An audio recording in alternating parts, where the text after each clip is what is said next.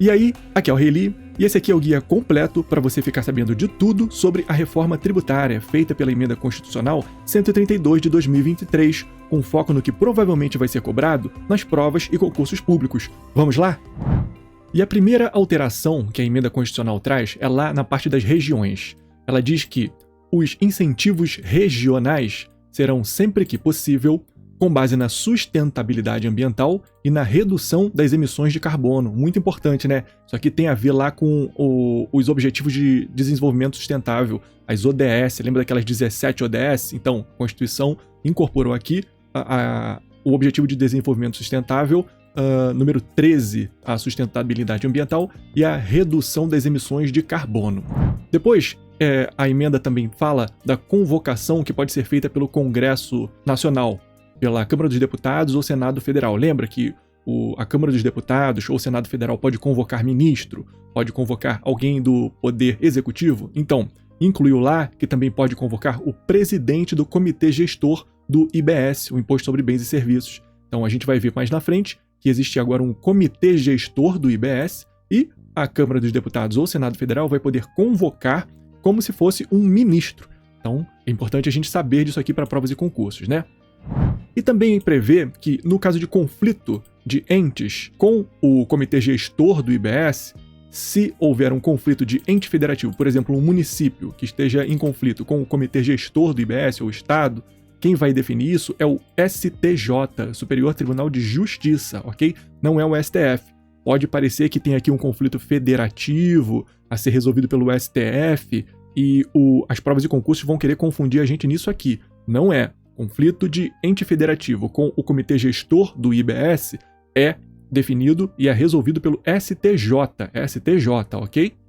Aqui, tanto para o IBS quanto para a CBS, que é a Contribuição de Bens e Serviços. A gente vai ver mais na frente a diferença entre eles. E é importante a gente notar também que temos agora novos princípios do Sistema Tributário Nacional. A gente não tinha isso aqui e foi adicionado um artigo lá na Constituição sobre os princípios do Sistema Tributário Nacional, que são a simplicidade, a transparência, a justiça tributária, a cooperação e a defesa do meio ambiente. A simplicidade quer simplificar o Sistema Tributário Nacional, que não pode ser complexo. A gente tem um dos sistemas tributários mais complexos do mundo, né?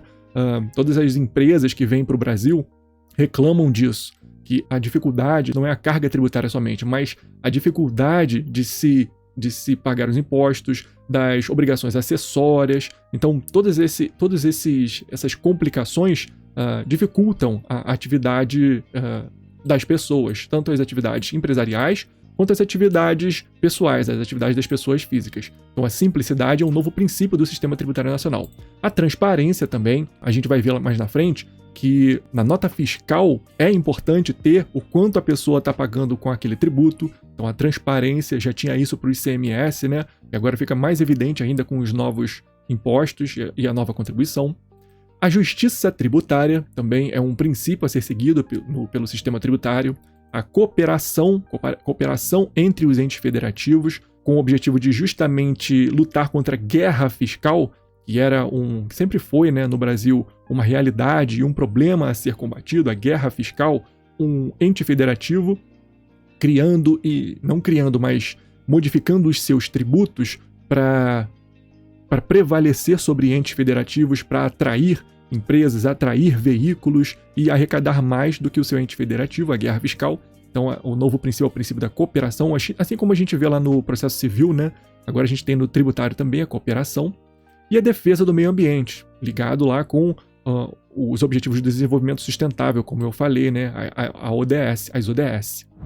As alterações na legislação tributária, de acordo com a nova emenda, deverão buscar atenuar os efeitos regressivos dos tributos, ou seja, aqueles efeitos em que quem ganha mais acaba pagando menos impostos. Então isso aqui, essa regra que a Constituição traz é que as alterações na legislação tributária deverão atenuar esses efeitos regressivos, esses efeitos que são contra a justiça fiscal, contra a equidade. Quem ganha mais, quem tem mais renda, quem tem mais propriedade, quem tem mais bens, deve pagar mais do que quem tem menos de bens. Então, Isso aqui a gente tem que atenuar os efeitos regressivos, essa é a ideia do sistema tributário. E o regime único de arrecadação. A emenda também prevê um regime único de arrecadação, que será possível. A gente já tem, né, o Simples Nacional, por exemplo, um regime único de arrecadação. Então, a emenda constitucional 132 traz dizendo que esse regime será possível, será instituído por lei complementar, como já é, né, a lei complementar do Simples. Vão estar incluídos impostos e contribuições. E as características desse regime único de arrecadação são: ele deve ser opcional para o contribuinte, deve ter condições diferentes por estado, pode ter condições diferentes, uma condição diferente para o estado de São Paulo, que é mais rico, uma condição diferente para o estado do Alagoas, que não é tão rico quanto o estado de São Paulo, para o estado do Espírito Santo, diferença entre as regiões, região sul, região norte, região centro-oeste. Então essas diferenciações de arrecadação, volume de arrecadação dos estados e das regiões devem ser considerados também na arrecadação e no regime único. O recolhimento deve ser unificado e centralizado.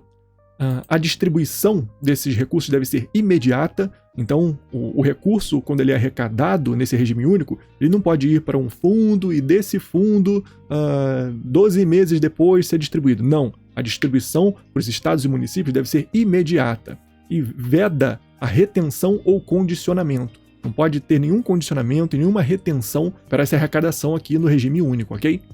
A arrecadação, a fiscalização e a cobrança, arrecadação, fiscalização e cobrança, é possível compartilhar entre os entes federativos. Então, o município pode ajudar nessa arrecadação, fiscalização e cobrança. E o Cadastro Nacional Único de Contribuintes também vai ajudar nessa arrecadação, fiscalização e cobrança.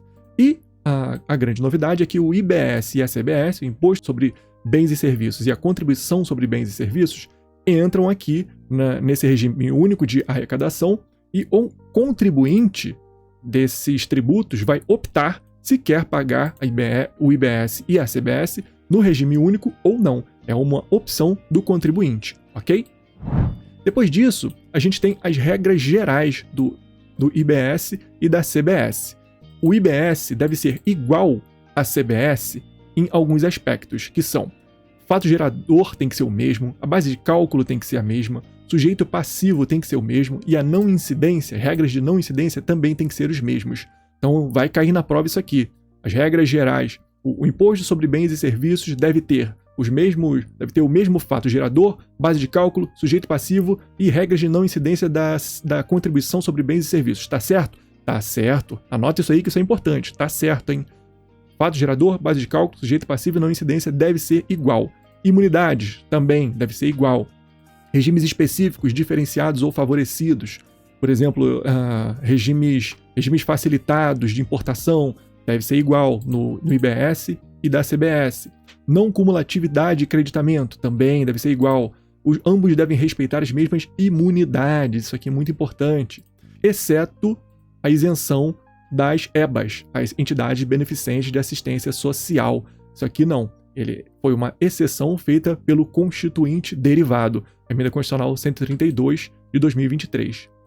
E para as contratações da administração pública, autarquias e fundações.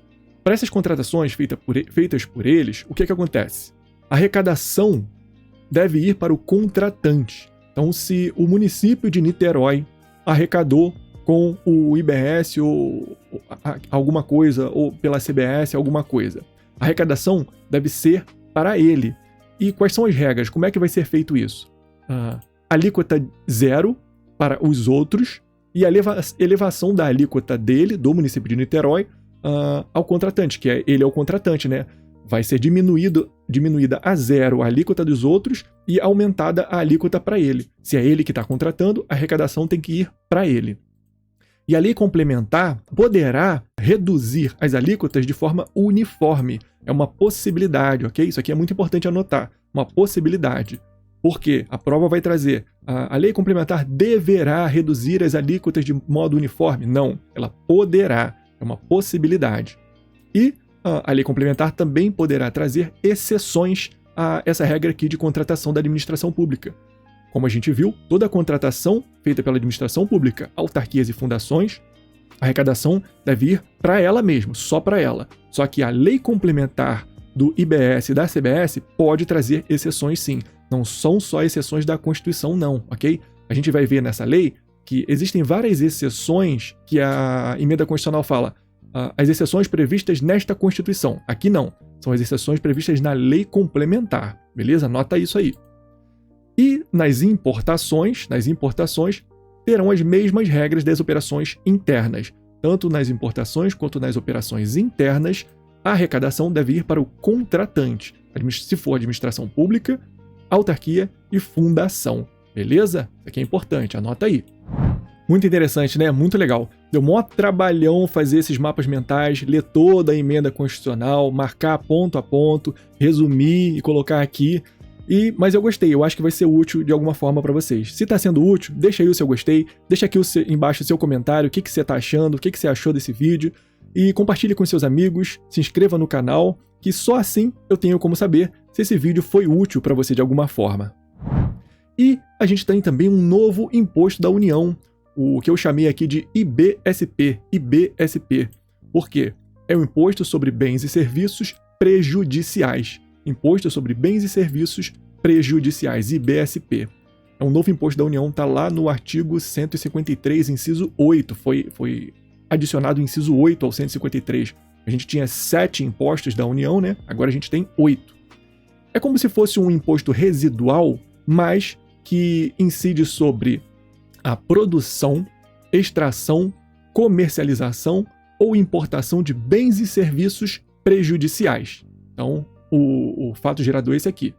Produção, extração, comercialização ou importação de bens ou serviços prejudiciais. E prejudiciais ao quê?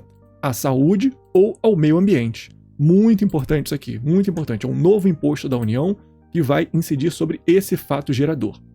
E, como a gente sabe, a Constituição não cria impostos, certo? Ela só autoriza que os entes federativos criem. Então, tem uma previsão do IBSP na Constituição Federal, como eu falei. A Constituição criou esse imposto? Não. Ela autorizou que a União crie. E para a União criar esse imposto, o que ela vai ter que fazer? Lei complementar. Como eu falei, é parecido com o imposto residual, né? Que precisa de lei complementar para ser instituído. Aqui no IBSP também precisa de lei complementar para ser instituído. Há algumas imunidades já previstas na Constituição para esse imposto. Não incide sobre exportações, por quê? Porque o Brasil não exporta tributo, energia elétrica e telecomunicações. Ele enxergou que esses dois aqui são atividades tão essenciais, mas tão essenciais que não devem incidir o IBSP, apesar de poderem ser prejudiciais à saúde ou ao meio ambiente, mas estão imunes, eles não incidem o IBSP, beleza? E algumas outras regras. Ele é um imposto monofásico. Ele vai incidir uma vez só em toda a cadeia. É um imposto por fora, ou seja, ele não compõe a própria base de cálculo. Lembra que lá no ICMS a gente tinha um imposto por dentro, né? Ele incidia sobre a própria base de cálculo dele. Aqui no IBSP não, será um imposto por fora. Ele não incide sobre a própria base de cálculo. Integra a base de cálculo do ICMS, do ISS, do IBS e da CBS. Então ele vai integrar a base de cálculo desses tributos aqui, desses impostos aqui. O ICMS e ISS são os antigos, atuais, né? Antigos, mas estão valendo ainda por um tempo. ICMS e ISS. E os novos, que são o IBS e a CBS. Possível fato gerador ou base de cálculo de outros tributos. Lembra que eu falei também que é parecido com o imposto residual? É parecido, né? Por quê? Porque ele pode ter fato gerador e base de cálculo de outros tributos, sim, pode ter. A alíquota dele vai ser fixada em lei ordinária. Isso aqui é muito importante e vai ser confundido pelo examinador na prova, com certeza. A banca de concurso vai adorar isso aqui. Por quê? Porque esse imposto tem que ser instituído por lei complementar, mas a alíquota dele pode ser fixada em lei ordinária. E isso aqui é muito contraintuitivo, né? Se a gente imagina que se o imposto está sendo criado por lei complementar, então a alíquota dele também vai estar na lei complementar, né? Não. A alíquota dele pode ser alterada por lei ordinária, instituída e alterada por lei ordinária. Precisa de lei. Precisa de lei para criar a alíquota, precisa de lei para instituir a alíquota, precisa de lei para alterar a alíquota. Mas lei ordinária. Não vai precisar de lei complementar para isso, não. Anote isso aqui que é muito importante, hein? A extração, como a gente viu lá em cima, tem alguns fatos geradores, né? Produção, extração, comercialização e importação. Quatro verbos no fato gerador. Quanto à extração, ele traz algumas regras que independe do destino, não importa o destino da extração, e a alíquota máxima será 1% do valor de mercado. A alíquota máxima, 1% do valor de mercado daquele bem que está sendo extraído. E a distribuição da arrecadação do IBSP, como é que vai ser? A distribuição da arrecadação será, de um lado, igual ao IR, ao IPI, igual ao IR e ao IPI. Lembra que lá no imposto de renda e no IPI, a gente tem que eles vão 50% para os fundos, tudo que é arrecadado de imposto de renda e de IPI, vai 50% para os fundos, aí 21,5% para o fundo de participação dos estados, 22,5% fundo de participação dos municípios, 1%, 3%, norte, nordeste e centro-oeste, mais 1%, mais 3% dividido 1% em julho, 1% em setembro e 1% em dezembro. Então aquelas mesmas regrinhas ali do imposto de renda e do IPI são aplicadas aqui no IBSP, no novo imposto da União, nessa distribuição da arrecadação. E 10%, além disso aqui, 10% vão direto para os estados dos proprietários das exportações, na proporção das exportações, melhor dizendo. O estado que exporta mais vai ganhar mais, o estado que exporta menos vai ganhar menos, mas 10%, além desses 50% aqui, que são na mesma razão de IR/IPI, 10% vão para os estados na proporção das exportações. E 25% disso vão para os municípios, na razão de 65% e 35%. Lembra daquela razão do ICMS, 65%, 35%? No mínimo 65% na razão do valor adicionado da mercadoria e até 35% de acordo com lei estadual. Aí, mínimo 10% disso aqui tem que ser com base em ensino e equidade. Essa regrinha aqui do ICMS foi adotada aqui para distribuição de parte desse tributo. Então, resumindo, como é a arrecadação do IBSP, 50% vão para os fundos, igualzinho o imposto de renda e o IPI, e 10% vão para os estados na proporção das exportações. E desses 10%, 25% vão para os municípios, a razão de 65% e 35%. Beleza? E depois disso, a gente tem algumas alterações no ITCMD, o Imposto sobre Transmissão, Causa-Mortes e Doação. Lembra qual é o ITCMD, né? É aquele imposto sobre as transmissões gratuitas. A gente tem dois impostos. O Imposto sobre Transmissões Onerosas, que é o ITBI, é o imposto do município, e o Imposto sobre Transmissões Gratuitas, que é o ITCMD, que é o imposto do Estado. E esse imposto é sobre doações e transmissões causa-morte, transmissões em herança, legado, a pessoa morre e transmite para outra pessoa. Então esse aqui a gente está falando do ITCMD, imposto do Estado, transmissões gratuitas, ok? E o que a emenda constitucional trouxe sobre ele? Nessa hipótese aqui, de bens móveis, títulos e créditos, a competência será ou o domicílio do de cujus, onde estava domiciliado o de cujus, o morto, o de cujus, ou onde estava domiciliado o doador, ou o Distrito Federal, se for o Distrito Federal. Então, a competência do ITCMD foi alterada. Agora, para bens móveis, transmissão de bem móvel, carro, alguma embarcação, roupas, livros, bens, quadros, bens de valor. Então, para essas transmissões de bens móveis, títulos, algum título de empresas, algum crédito, alguém está devendo alguém, tem esse crédito.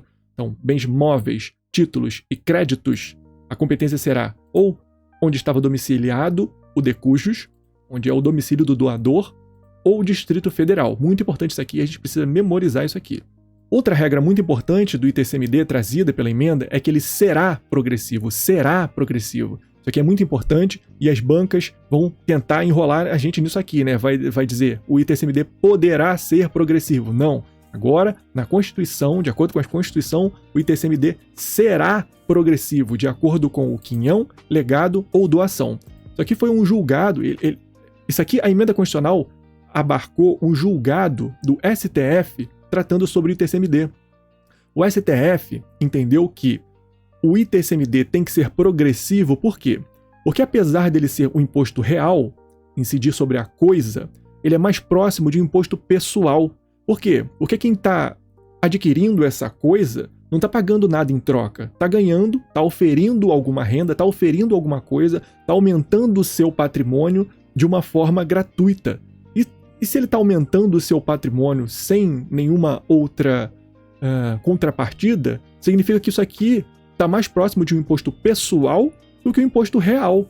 Então, o STF entendeu que o ITCMD poderia ser progressivo justamente por isso, diferente do ITBI, porque no ITBI a pessoa está pagando por uma coisa, está transmitindo um bem imóvel, ela paga pelo bem imóvel, recebe aquele bem imóvel e a outra recebe dinheiro. Aqui é legitimamente um imposto real, a gente está incidindo o imposto sobre a coisa.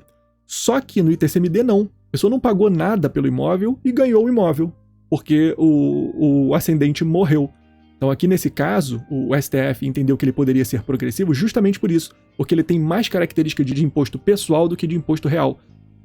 Beleza? Então a emenda constitucional 132 trouxe que ele será progressivo, o ITCMD será progressivo, sempre que é muito importante. Também trouxe algumas regras de imunidade.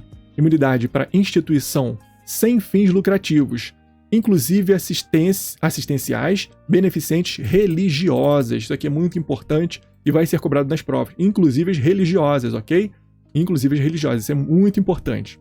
As científicas e as tecnológicas também. E essa imunidade vai ser regulada por lei complementar. Lei complementar.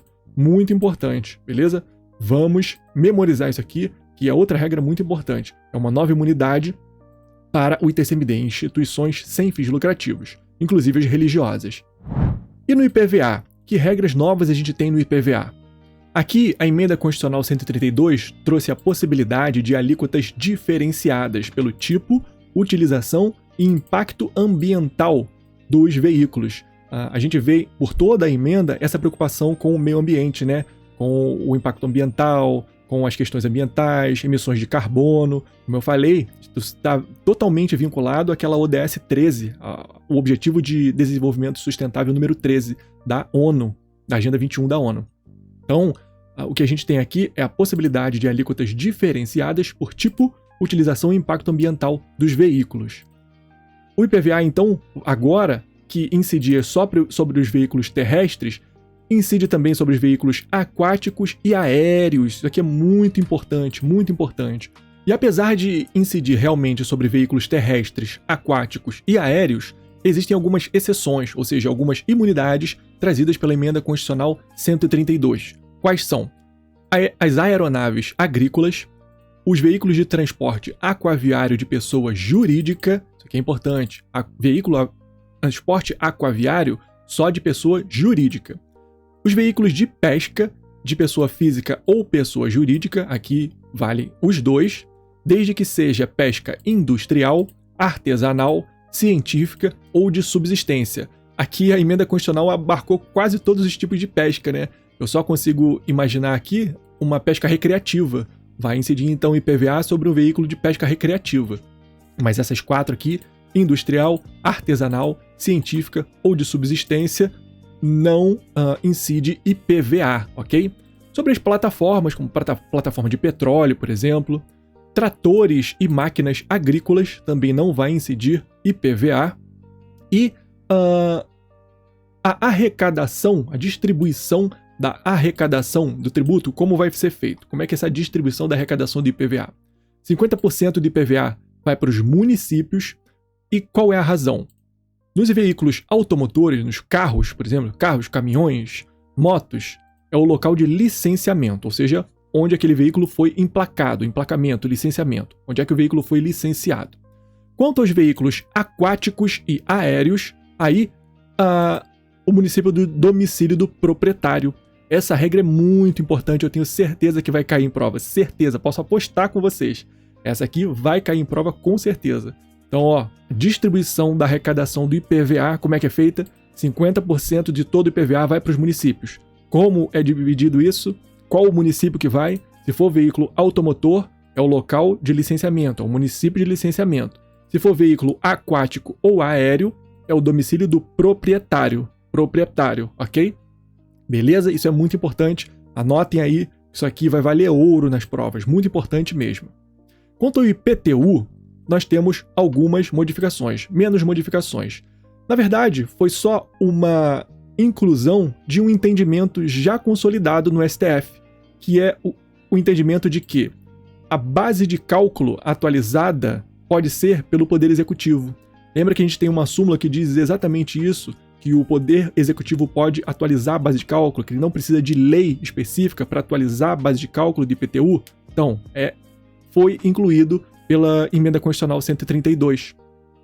Então, a base de cálculo pode ser atualizada pelo Poder Executivo, não precisa de lei para atualizar a base de cálculo, e os critérios serão definidos por lei municipal. Lei municipal. Então, a lei municipal ela não vai atualizar a base de cálculo, quem vai atualizar é o decreto do chefe do Poder Executivo.